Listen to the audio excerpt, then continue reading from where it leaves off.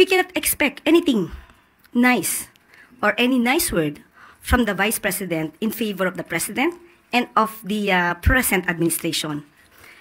She will always use that excuse or defense of pamumulitika without really answering or responding directly to the issues. Ang nais lang po na sana natin, kung ano mang pakikipag-argumento po o pakikipag-diskusyon ng ating Vice Presidente, sana po ay i-level up po natin. Rason sa rason, datos sa datos, huwag gamitan ng masasamang salita or pagmumura. Ganun din naman sa kanya, ma'am eh. Sumasagot lang naman ako sa kanya. Hindi ako tao na kilala na unang nakikipag-away. Lagi ako ay sumasagot lang. At sinabi ko na yan dati, sabi ko, ano bang na-expect natin sa pinsan ni Franz Castro na si Claire Castro? Parang ano lang yan namin, parang sinasabi nila sa computer, garbage in, garbage out. So, pumapasok sa kanya, basura, lumalabas din sa bibig niya, basura lang. Nagtataka tayo, si Auntie Claire, isa lang po ang trabaho niya sa buhay, no? Banatan po yung mga Duterte, di po ba? Bakit po? Okay, sabi kasi niya, no, ni BP Sara, garbage in, garbage out. Bakit po?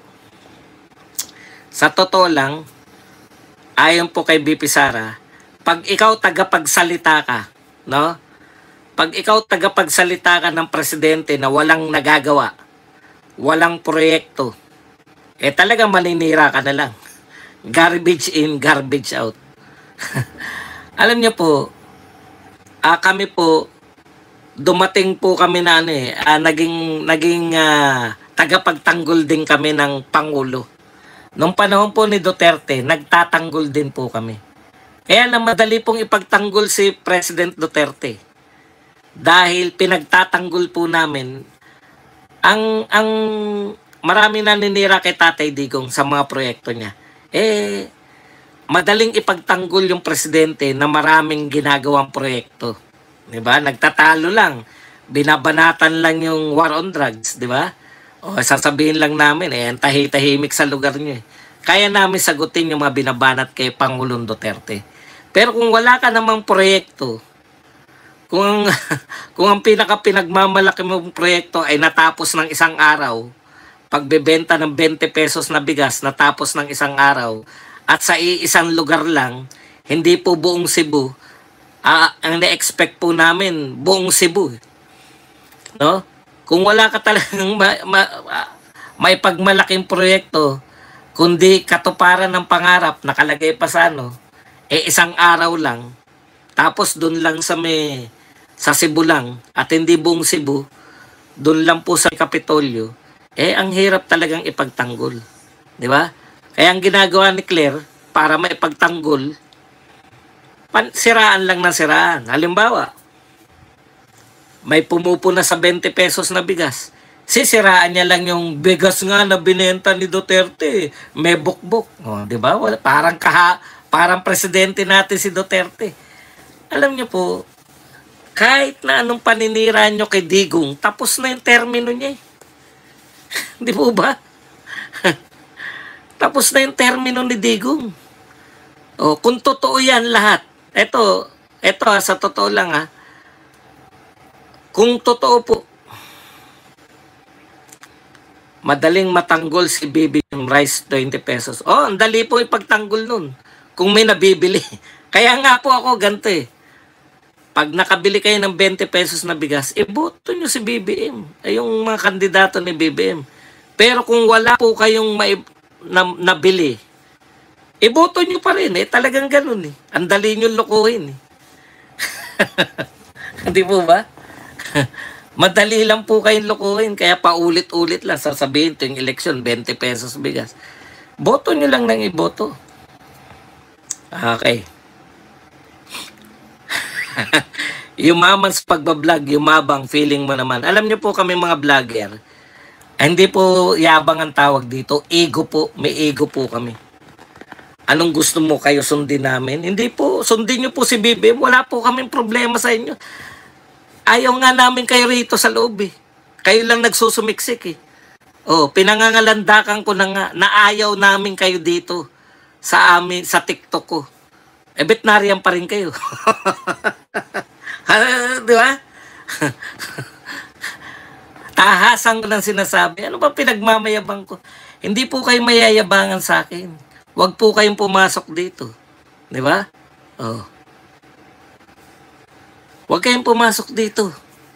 Nagsusumiksi kayo. Hindi kayo welcome dito. Oh, bakit hindi kayo welcome? Pang matalino tong channel na to eh. Eh gusto nyong tumalino, kaya welcome na rin kayo. Yung hindi po matalino, na gustong tumalino, welcome po kayo rito. Di po ba? Para tayo nag-aaral araw-araw eh. Tatalino kayo. Pero kung ipagpipilitan nyo na ako pa maniniwala sa inyo eh. Okay, punta na po tayo rito sa kay BP Sara. Balikan lang natin, no? Yan po yung sinasabi ni BP Sara, garbage in, garbage out. Kaya garbage out po ang naririnig natin kay Claire, kay Auntie Claire. Wala ka namang maipagmamalaki, Auntie Claire. Tinanong siya, bakit po walang mga malalaking project? Bakit po walang malalaking infrastructure project? Ang sagot ni Auntie Claire, malapit na po kasi inaayos na po yung yung right of way. Ayos, ang gandang pakinggan, no? Ang gandang pakinggan kung unang buwan mo pa lang sa panunungkulan. Pero kung 3 taong ka na, ang sagot ng spokes mo, yung 3 taong ka na, tapos ang isasagot sa'yo pag may naganap, asan po yung malalaking infrastructure project? Nilulutas pa lang yung mga right of way. Tagumpay o hindi? Tagumpay si Auntie Claire. Laki sweldo. Panay naman kayo ganyan, mga DDS, walang laman ng utak. Biruin nyo, wala nang laman ng utak ko, nanonood pa kayo. Kung ako po, bigla ko nanood na, kunwari, napadaan lang ako. Tapos pinanood ko, teka muna, tignan ko nga to. Walang laman ng utak. Alis na kagad ako. Nakuha nyo pa mag-comment eh.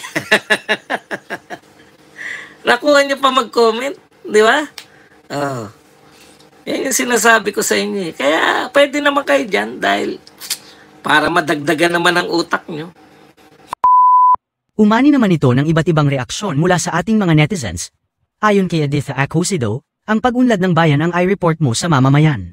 Nakakasuka na ang paninira mo sa mga Duterte. Pahayag naman ni Prudencio Navarro, correct, puro paninira lang ang ginawa ng pinasahod natin na press undersecretary.